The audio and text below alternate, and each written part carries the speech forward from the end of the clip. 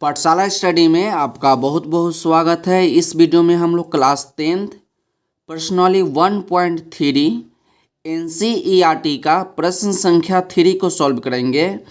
प्रश्न संख्या 3 में आपको दिया गया है कि सिद्ध कीजिए कि निम्नलिखित संख्याएं अपरिमेय हैं। तो प्रश्न संख्या 3 में 3 प्रश्न दिए गए हैं, जिसमें से पहला प्रश्न आपका है कि 1/√2, सेकेंड नंबर प्रश्न आपका है कि 7√5 और 3 नंबर प्रश्न आपका है कि 6 + √2। ये सभी प्रश्नों को आपको सिद्ध करना है कि यह एक अपरिमेय संख्या है। तो हम लोग बारी बारी से सभी प्रश्नों को सीखेंगे अपरिमेय संख्या सिद्ध करना। तो चलिए हम लोग वीडियो को स्टार्ट करते हैं। वीडियो अच्छा लगेगा तो वीडियो को लाइक कर दीजिएगा और चैनल को सब्सक्राइब कर दीजिएगा। तो सबसे पहला आपका प्रश्न है कि 1/√2 और इसको हमें सिद्ध करना है कि यह एक अपरिमेय संख्या है। तो देखिए यहाँ पर हम लोग प्रश्न को लिख लिए हैं कि सिद्ध कीजिए कि 1/√2 एक अपरिमेय संख्या है। तो सबसे पहले हम लोग मानेंगे और नीचे लिखेंगे कि मान लिया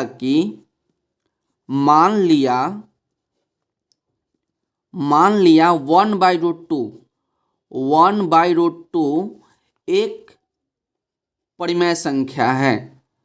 1/√2 एक परिमेय संख्या है। इस प्रकार से आप लिख लीजिएगा।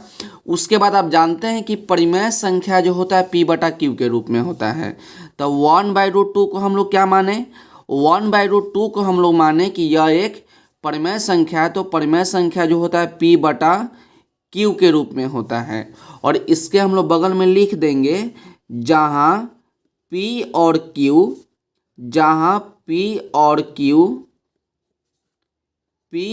Q सअभाज्य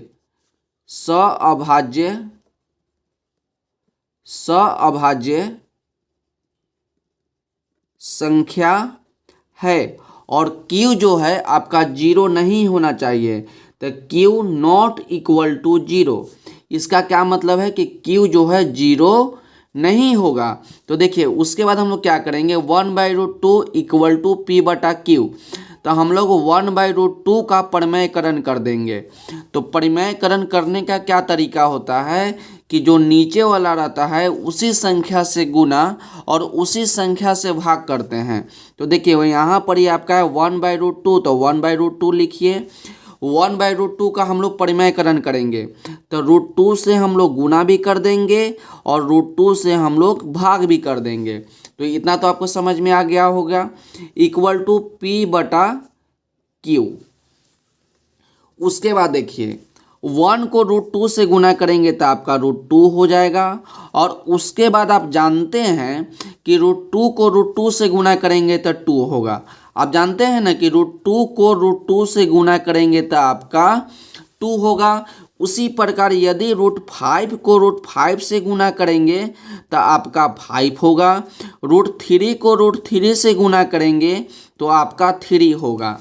तो इसका यही मतलब है कि रूट में कोई संख्या रहे और दोनों संख्या आपस में बराबर रहे तो वही संख्या जो होता है बाहर निकल जाता है। तो √2 को √2 से गुना करेंगे तो कितना होगा?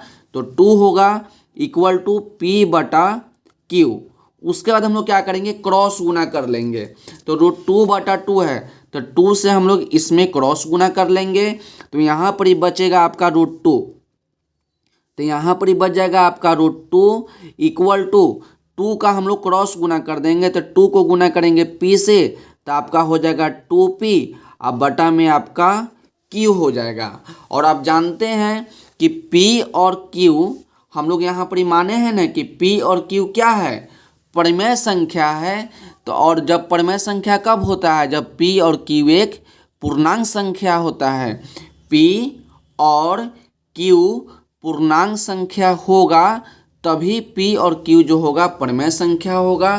तो नीचे हम लोग लिखेंगे कि P और Q पूर्णांक है। P और Q पूर्णांक है, इसलिए 2p बटा क्यू। p और q पूर्णांक है, इसलिए 2p बटा q परिमेय संख्या होगा या परिमेय संख्या होगा। इस प्रकार से लिख दीजिए, परिमेय संख्या होगा। इतना तो आपको समझ में आ गया होगा। और यहाँ पर ही हम लोग जानते हैं कि √2 जो है अपरिमेय संख्या है। √2 क्या है? √2 जो है आपका अपरिमेय संख्या है। और यहाँ पर लिखेंगे कि √2 एक अपरिमेय संख्या है। √2 एक अपरिमेय संख्या है। तो यहाँ पर ही आप क्या देख रहे हैं? यहाँ पर ही आप देख रहे हैं कि √2 जो है आपका अपरिमेय संख्या है और 2p बटा q जो है आपका परिमेय संख्या है।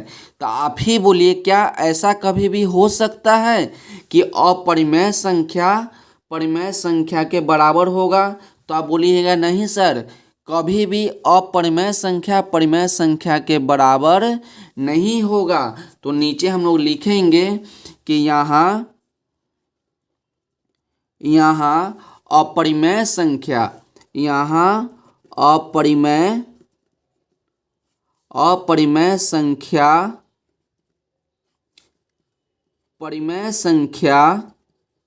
अपरिमेय संख्या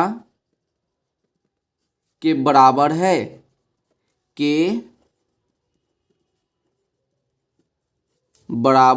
यहाँ पर ही है ना, अपरिमेय संख्या जो है परिमेय संख्या के बराबर है। और उसके बाद लिखेंगे जो संभव नहीं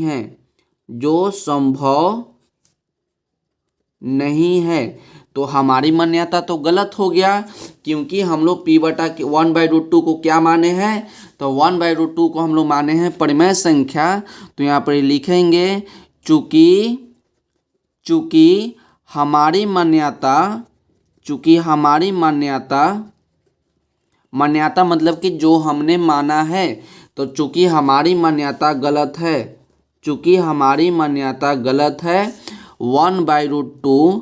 1/√2 एक अपरिमेय संख्या है, अपरिमेय संख्या है। तो यहीं पर ही प्रश्न 1 जो है कंप्लीट होता है।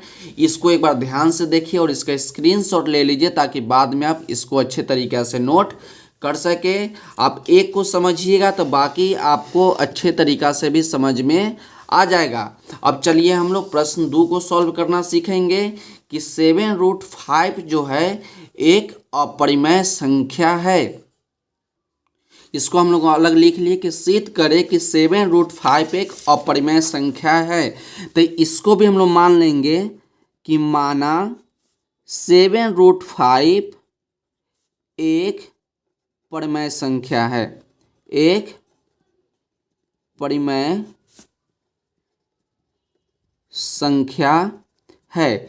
इसको कुछ हम लोग अलग तरीका से सॉल्व करके दिखाएंगे, प्रूव करके दिखाएंगे। आप ध्यान से देखिएगा। माना 7√5 एक परिमेय संख्या है, तो 7√5 को हम लोग क्या माने? परिमेय संख्या माने। तो परिमेय संख्या माने हैं तो ये आपका p बटा q हो जाएगा। और p और q क्या हो जाएगा? p और q सअभाज्य संख्या हो जाएगा। सअभाज्य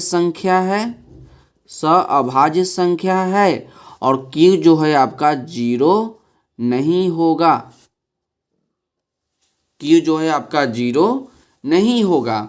उसके बाद देखिए यहाँ पर ही आपका 7√5 है, तो 7√5 लिखिए इक्वल टू p बटा q है, तो p बटा q लिखिए। इस बार एक नीचे हम लोग नीचे उतार दिए, तो इसके नीचे आपका कुछ नहीं तो 1 है, नीचे कुछ नहीं तो 1 है। उसके बाद हम लोग देखिए यहाँ पर 7√5 है, तो क्या हम लोग लिख सकते हैं कि 7 इंटू √5? क्या यहाँ पर लिखा गया है 7√5, तो इसको हम लोग लिख सकते हैं 7 इंटू √5। तो हम लोग क्या करेंगे? 7 को हटाएंगे और 7 को हटाएंगे और इक्वल टू के इस साइड ले जाएंगे। तो यहाँ पर ही आपका गुना में है, तो यहाँ आपका भाग में चल जाएगा। तो यहाँ पर ही बचेगा आपका √5, तो √5 इक्वल टू p बटा q।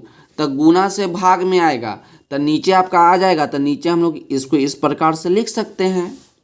आप इसको ध्यान से देखिएगा, 7√5, तो हम लोग 7 को हटाएंगे, तो हटाएंगे या कहिए तो इसको हम लोग क्रॉस गुना भी कर सकते हैं कि 7 को क्रॉस गुना कर देंगे तो 7 को क्यू से गुना करेंगे तो 7 क्यू हो जाएगा। लेकिन हम लोग यहाँ पर ही अलग अलग लिख दिए, P/Q इंटू 1/7।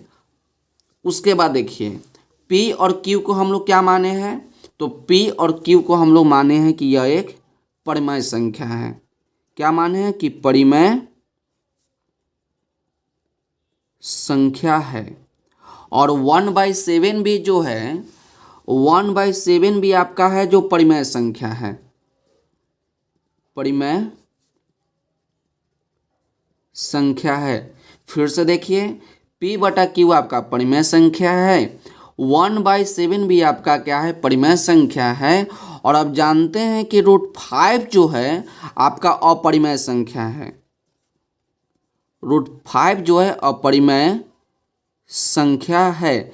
तो हम लोग यहाँ पर क्या देख रहे हैं, एक बार पहले आप याद रखिएगा कि परिमेय संख्या और परिमेय संख्या यानी दो परिमेय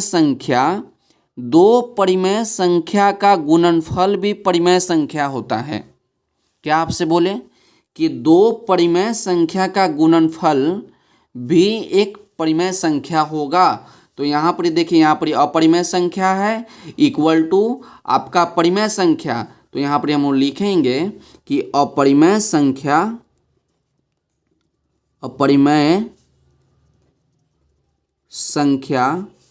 बराबर परिमेय संख्या।